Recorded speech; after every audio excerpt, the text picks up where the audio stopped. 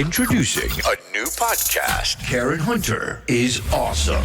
If you like me on SiriusXM Urban View Channel 126, you're going to love me. And Karen Hunter is awesome. Hey, this is Karen Hunter, host of The Karen Hunter Show on SiriusXM's Urban View. Karen Hunter is awesome is an actual podcast to bring heat and energy and knowledge and power. A 1-2 punch that I don't think you get anyplace else. Tell the truth. So check out the podcast wherever you get your podcast. You will not be disappointed. Karen Hunter is awesome. A new podcast from Karen Hunter. And it's important that we're having this conversation as you do every day on your show, uplifting these people, because I remember a time when they would make us think that Nina Simone was crazy because she shot at somebody in France and that something was wrong with her. You know, she had lost her mind. If you watch the Zoe Saldana depiction of her, which I know Zoe has apologized, you know, this is important why we should tell our own stories. As tomorrow kicks off Black History Month and we have an administration that is saying, no, I'm almost happy that they're doing this. I'm almost happy that they are doing this. I was, conflicted with the Moms for Liberty, with the banning of books that they couldn't read, the illiterate. This administration, people can't spell on government documents, misspellings. You have correspondents that don't know how to spell correspondent.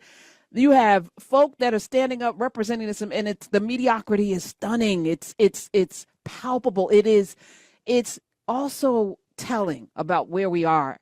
And I'm happy about it, because if not for this total break, we might have kept putting Band-Aids on this or put little bacitracin on it. But now we don't have a choice but to do something. Karen, I hope that we don't have a choice. I really hope. You know, I was listening to your show earlier this week and I got like emotional because you said, listen, we were on the rooftop screaming at the top of our lungs. And a lot of people, and not just me, not just you, I'm talking about Roland Martin, I'm talking about Don Lemon, I'm talking about some great people on social media, Too Raw, Too Real, Garrison Hayes. A lot of people were screaming at the top of their lungs. And I've been preparing for this since July. You remember the famous conversation you and I had when Biden dropped out, but I kept my hope and I prayed for the best. So I hope this is it. I hope so. You know, people don't care until they're personally impacted. Yes. And so I don't know. I mean, COVID. Yes. People were dying in New York City and folks didn't get it then. So I hope this is the come to Jesus moment. So I'm not looking at it like that as much as I am. I'm going to be transparent with you. There's going to be a lot of chaos and a lot of difficult days ahead. You know, as a famous person once said, a lot of difficult days ahead for a lot of people. And it's going to touch a lot. It's probably going to touch all of us in some way, shape. If it's not going to touch you personally, it's going to touch somebody that you really love. These decisions, these executive orders, but this climate that we're in. And it is going to force you to make a decision. Now, here's what I also, and you're a student of history, most people didn't get up and do something during the civil rights movement. It was a handful of students, mostly young people, handful of students that put their lives on the line on freedom rides, at lunch counters, marching in the streets. Wasn't a million of us walking across the Edmund Pettus Bridge. It was a handful of people that got their heads bashed in, handful of people getting dragged through the streets. But it was the moment, and I'm not asking for that to happen. It was a handful of people getting arrested. It wasn't everybody, because if it was everybody, things would have changed permanently. But the complacency and the majority are always going to be complacent, because that's the default. You know, you rather be uncomfortable than change, right? Most of us rather be uncomfortable than actually change and be uncomfortable for a period of time and then have good.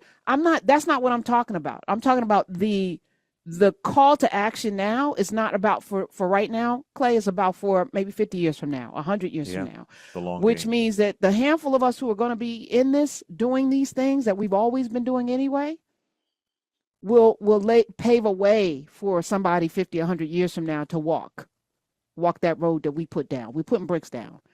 I don't have any hope that there's going to be a grand awakening, that people are going to be in the streets, but there's going to be a whole lot of unmelanated people hurting for the first, and they didn't expect this. And I'm not gleeful about it. However, it is something that needs to happen. And so here we are. We're looking at yesterday. I started off the show reading names of people who lost their lives in the plane crash that was avoidable. And then to have the sitting president bring up DEI as a reason for why a Black Hawk helicopter was off course in a training that led to the death of 64 people on an airplane, children with their moms and dads, ice skaters. I want to lift up a name today of a young lady that is part of our family indirectly, Kia Diggins, on her way to teach at Howard. Dr. Carr was talking about her this morning. Wichita civil rights attorney, former Miss Kansas. I have some audio that I want to play so that you can hear her voice. But that young lady was about to start her job teaching the next generation how to fight for liberation because she was about that life. And she's not here because we don't have any leadership. It's a direct correlation, not DEI, lack of leadership, lack of vision and foresight, lack of humanity. Because if you care, you're not going to just fire people. There's a chain that you break when you come in and you just toss everything out as if there's no institutional knowledge that we need to say that you can do something better that you have never done.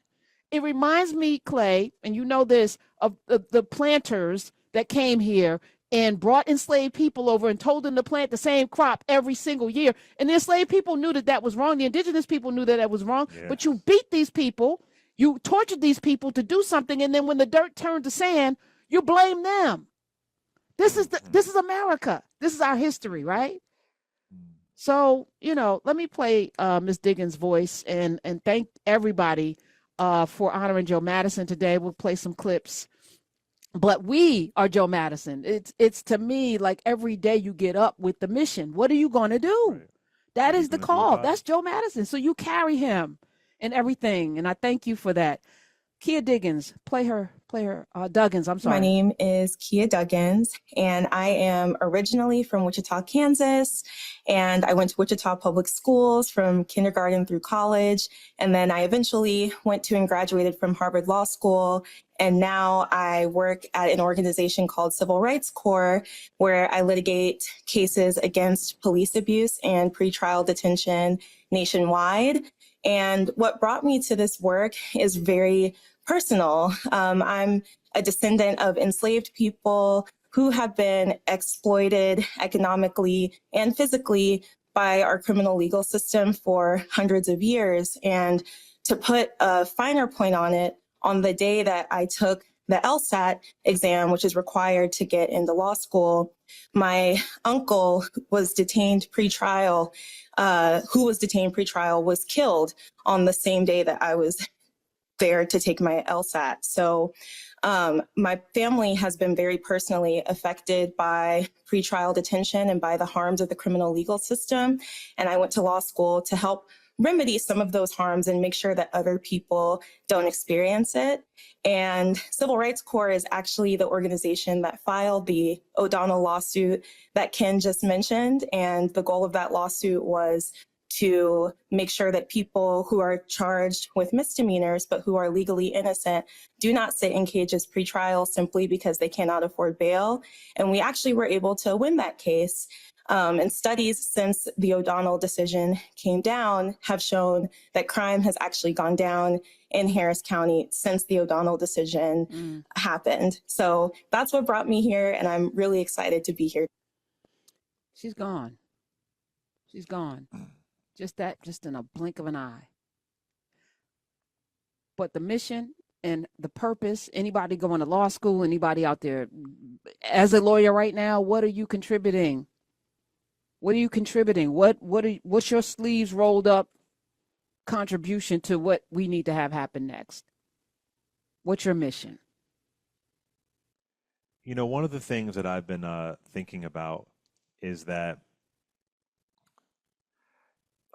I rarely ever say this because I think race is rooted in a lot of things, but what we're going to see is way beyond race.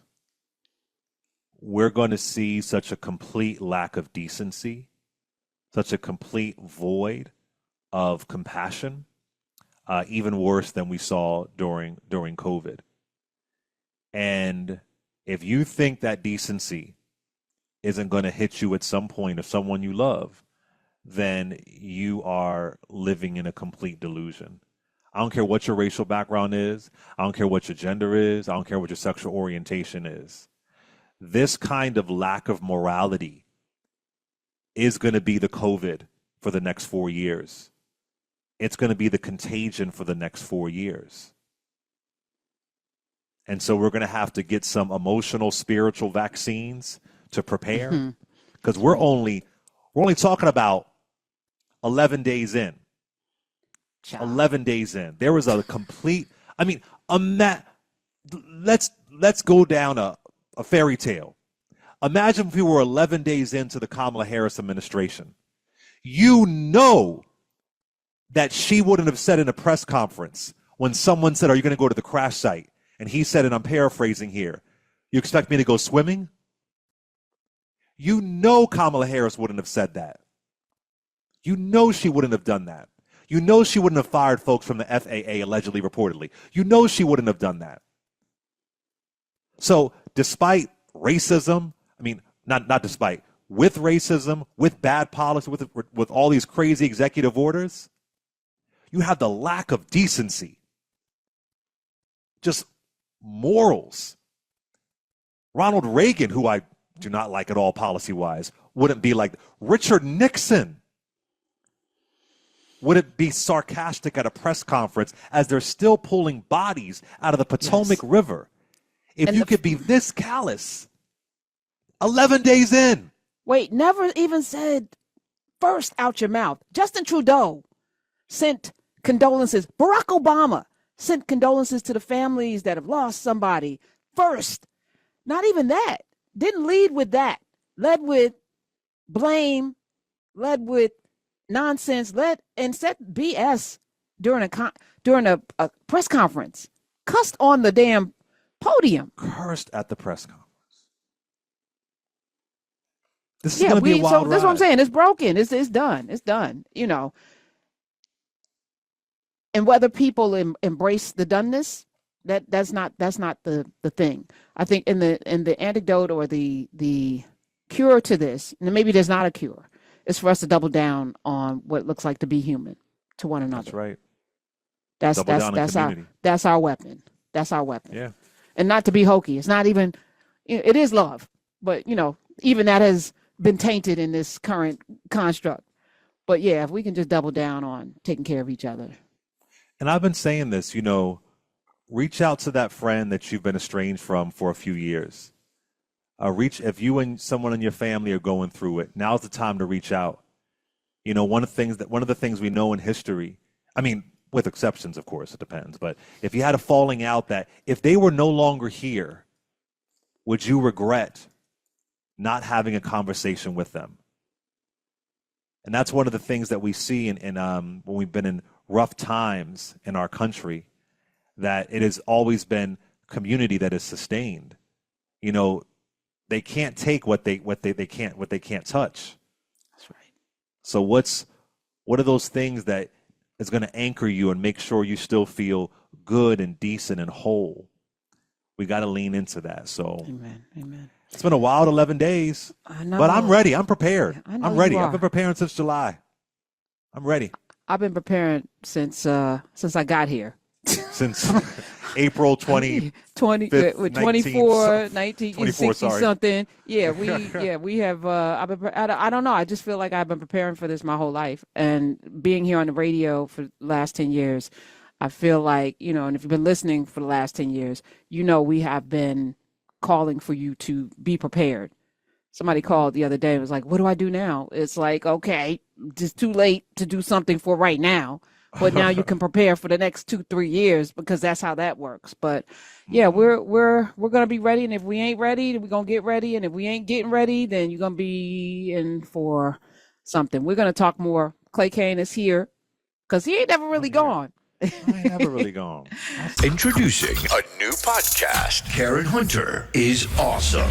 If you like me on SiriusXM Urban View Channel 126, you're gonna love me in Karen Hunter is awesome. Hey, this is Karen Hunter, host of The Karen Hunter Show on SiriusXM's Urban View. Karen Hunter is awesome is an actual podcast to bring heat and energy and knowledge and power. A 1-2 punch that I don't think you get anyplace else. Tell the truth. So check out the podcast wherever you get your podcast. You will not be disappointed. Karen Hunter is awesome, a new podcast from Karen Hunter.